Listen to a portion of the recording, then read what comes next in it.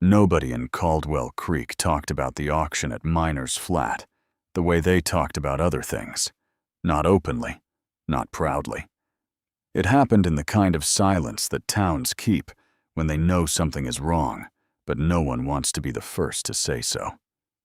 And yet, on a gray Tuesday morning in the fall of 1883, Samuel Holloway rode into that silence, tied his horse to a post, and walked into the worst thing he'd seen in years.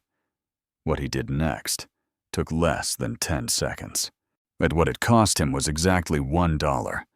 What it gave him, well, that took considerably longer to understand. Samuel was 34 years old and looked closer to 40. Not because life had been cruel to him in any dramatic way, but because grief has a way of settling into a man's face when he stops fighting it. He'd owned a modest ranch 2 miles east of town. The Holloway Spread, folks called it, and he worked it alone now. Had been working it alone for 2 years, ever since his wife Eleanor passed from a fever that came on fast and left faster, taking everything warm inside him along with it. He kept the cattle fed. He kept the fences mended. He just didn't see much point beyond that anymore. He hadn't planned on stopping at Miner's Flat that morning. He'd come into Caldwell Creek for feed grain and a new length of rope. Simple enough errand. But the crowd gathered outside the flat's weathered double doors slowed his steps without him meaning to let it. If there were maybe 20 men, some he recognized, some he didn't. They weren't loud. That was the strange part. Auctions drew noise, tobacco spit and laughter, and the competitive bark of men trying to outdo each other. This crowd was quiet, in a way that made the back of Samuel's neck prickle. He pushed through to the front. She was standing on a wooden platform, barely a foot off the ground. Young, mid-20s maybe, brown hair pulled back, dress worn thin at the elbows. She was looking at a fixed point somewhere above the crowd's heads, the way a person looks when they've decided that whatever is happening to them is not going to touch the part of them that matters. Her hands were folded in front of her. Still. Controlled. But Samuel had spent enough years around animals that knew fear to recognize it even when it was perfectly hidden. A man named Delworth, broad, red-faced, and the kind of man who wore authority like a coat he hadn't earned, was running the thing. He was explaining, in a tone that suggested this was perfectly reasonable, that the woman had debts attached to her late father's name, and that this was simply a matter of settlement. Samuel didn't know her. He had never seen her before in his life. He didn't particularly think about what he did next. $1, he said. Delworth blinked. A few men in the crowd turned, and someone near the back laughed. Not meanly, just surprised. $1 was an insult to the process, and everyone present knew it. "Sir," Delworth started. $1, Samuel said again, same flat tone. "You want to argue the worth of a human being in front of this many witnesses? Go ahead." The silence that followed was a different kind than before. Delworth took the $1. Samuel didn't look triumphant. He didn't look like a man who had just done something noble, but he looked like a man who was already tired of what came next. He walked to the edge of the platform and looked up at the woman, who was now looking directly at him for the first time. "You have anywhere to go?" he asked. She studied him for a moment. Whatever she was reading in his face seemed to satisfy some private question. "No," she said simply. "I've got a ranch that needs a cook," he said.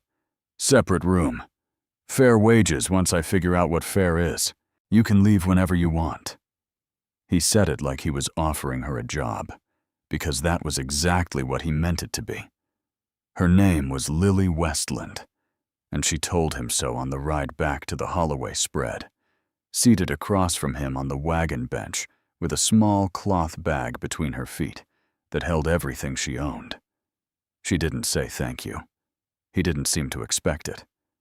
They rode mostly in silence, which suited them both. What neither of them said, in those first quiet miles, it was what they were each carrying. Samuel hadn't spoken Eleanor's name aloud in 4 months.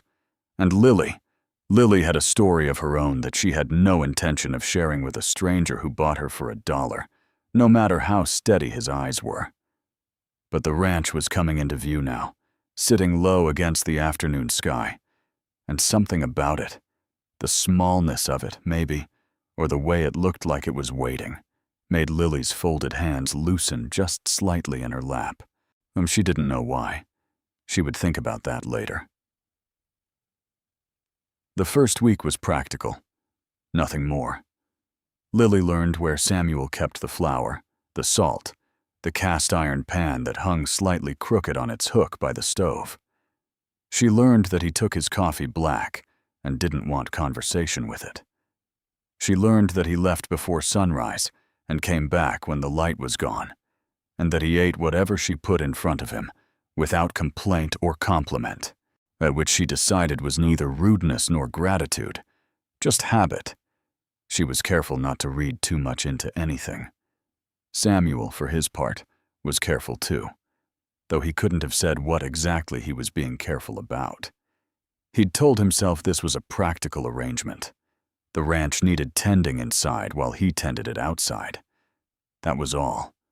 He paid her on Friday, counted the coins out on the table without ceremony, and went back to work. But small things have a way of accumulating. Well, it started with the window above the kitchen basin. Lily had noticed, on her second day, that the latch was broken. It let in a cold draft that cut through the whole room by evening. She mentioned it once, casually, and Samuel nodded and forgot. On the 4th day, she fixed it herself, using a piece of wire she found in the barn. Samuel noticed when he came in for supper. He didn't say anything. But the next morning there was a proper latch on the table, a new one, bought from town, with no explanation offered. That was how they communicated in those early weeks. Quietly, through objects and small actions rather than words. It was a language they'd both apparently spoken before, with other people, in other lives. Lily didn't ask about Eleanor. She'd seen the photograph on the mantel the first day, a woman with kind eyes and a slight smile, the kind of portrait taken on a good occasion. She'd also seen the way Samuel never looked at that corner of the room. Not avoided it, exactly. Just never looked. The way you stop looking at something because looking costs more than you have to spend. She understood that, more than he knew. It was the middle of the second week when something shifted, though neither of them marked it as a moment at the time. Samuel had come in from the north fence line later than usual, tired in a way that went past the body, and he sat down at the table, and Lily set a plate in front of him. Beans, cornbread, a slice of salt pork. Ordinary food. But she'd added something, a small sprig of dried sage tucked at the edge of the plate, the kind of thing her mother used to do. Decoration that served no purpose except to say that someone had thought about the meal before they made it. Samuel looked at it for a moment. He didn't say anything, but he didn't remove it either. He ate around it carefully, like it was something that deserved to stay where it was. Lily had her back to him at the stove, and didn't see any of this. But when she cleared the plate later, the sage was still there, undisturbed, and she felt something she couldn't quite name settle in her chest. They were strangers. She reminded herself of that regularly. The trouble was that strangers don't notice each other the way Samuel and Lily were beginning to notice each other. Not romantically, not yet, and maybe not ever, she told herself, but in the way that people notice when someone is carrying weight they haven't put down in a long time.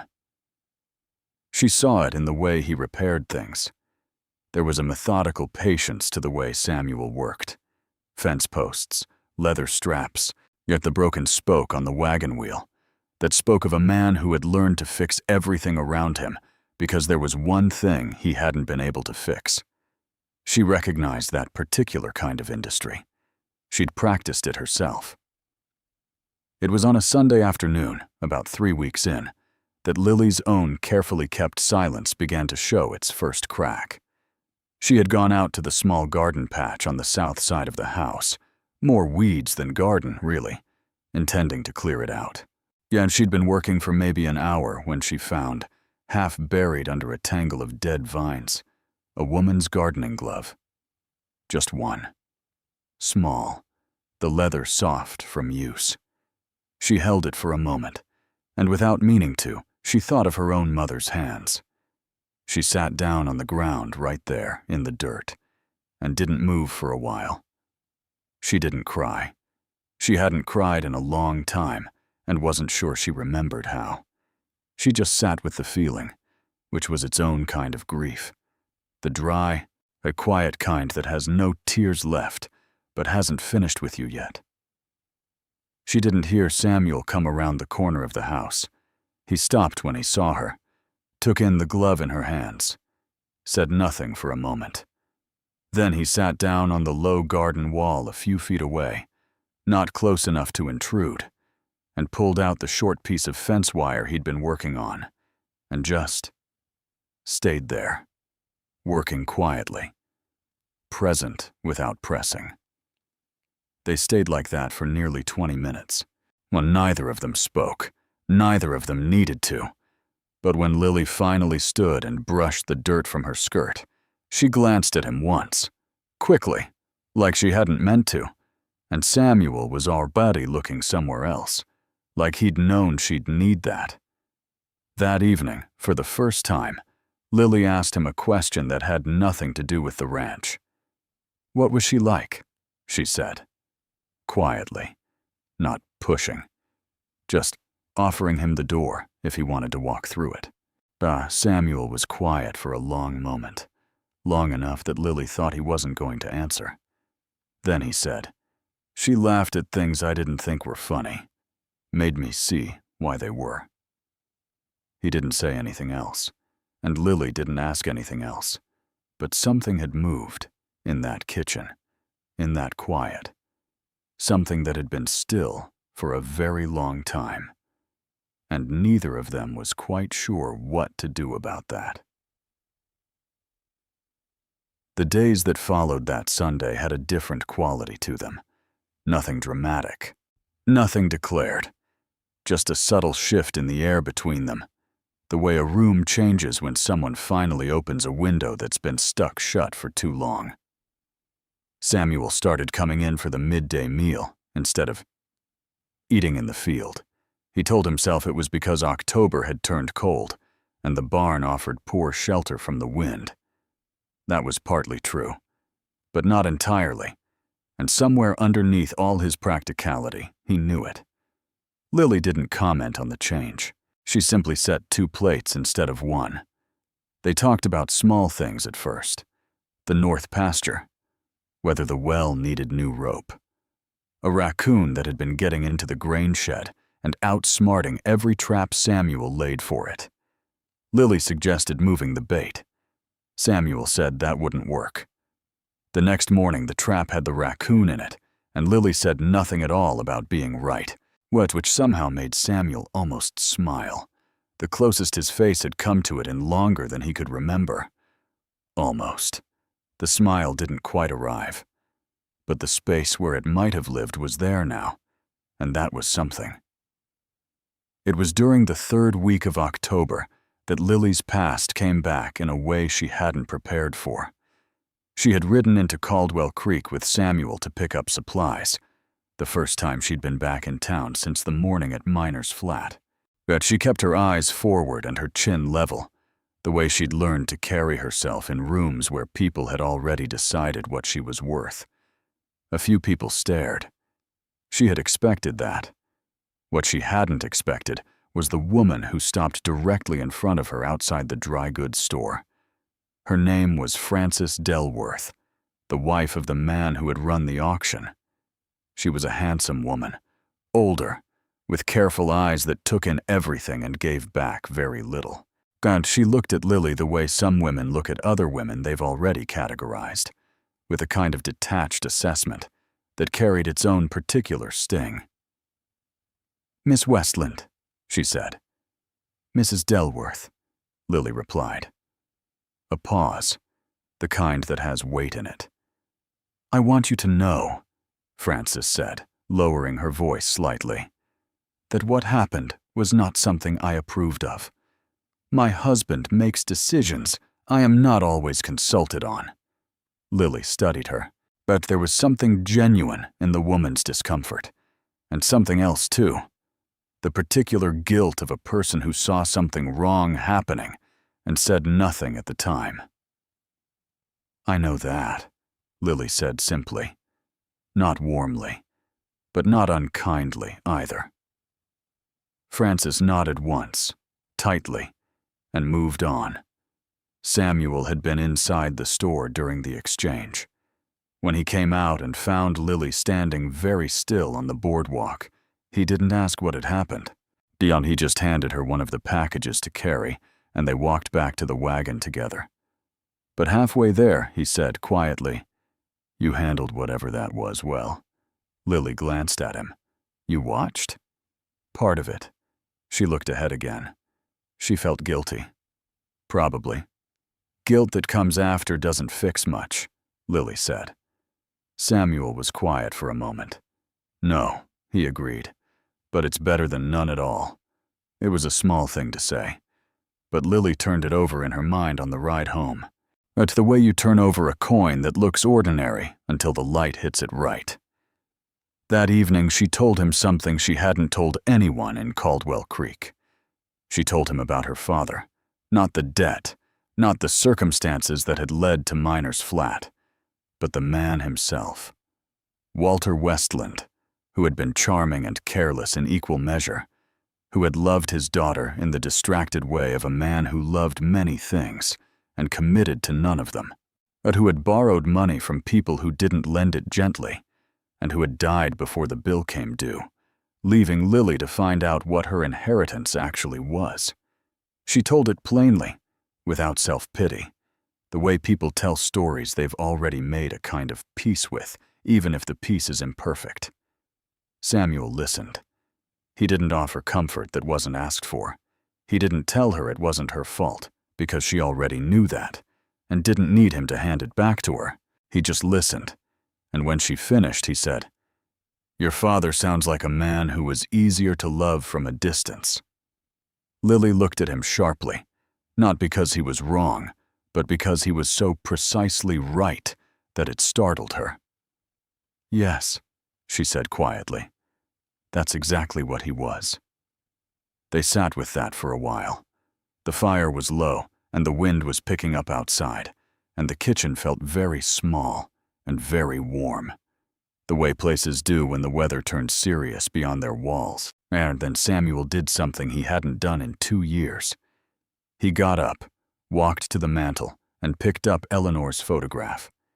He stood there holding it for a moment, and Lily watched him without speaking. "She would have liked you," he said finally. "She had no patience for people who performed. She said you could tell everything about a person by whether they were the same when they thought nobody was looking." He set the photograph back down, gently, in its place. "You're the same," he said. I've noticed." Lily didn't know what to do with that.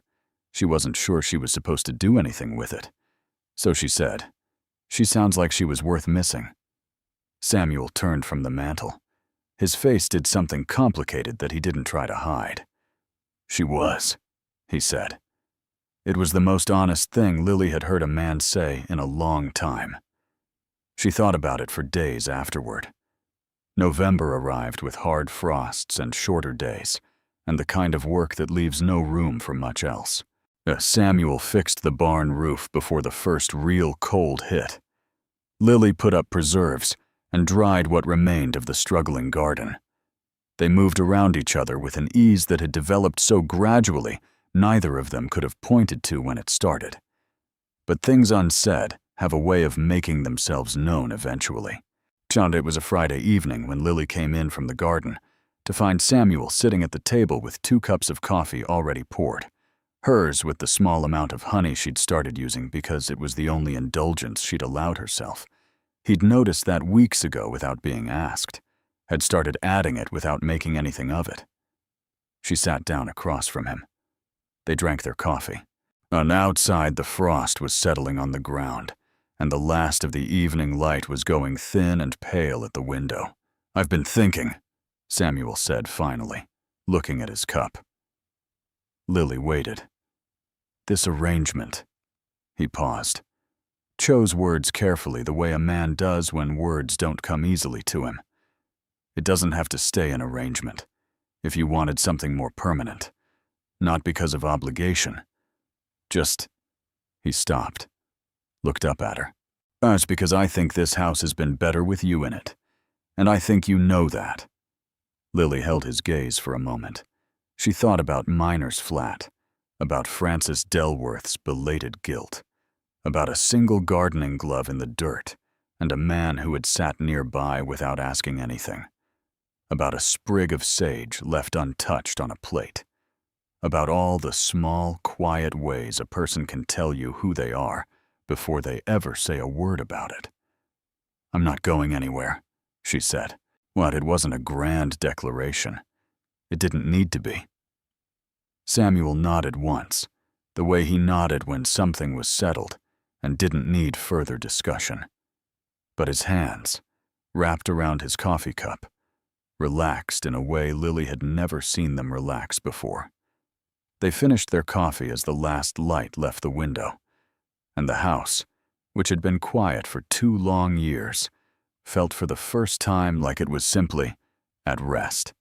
Not empty, not waiting, just home.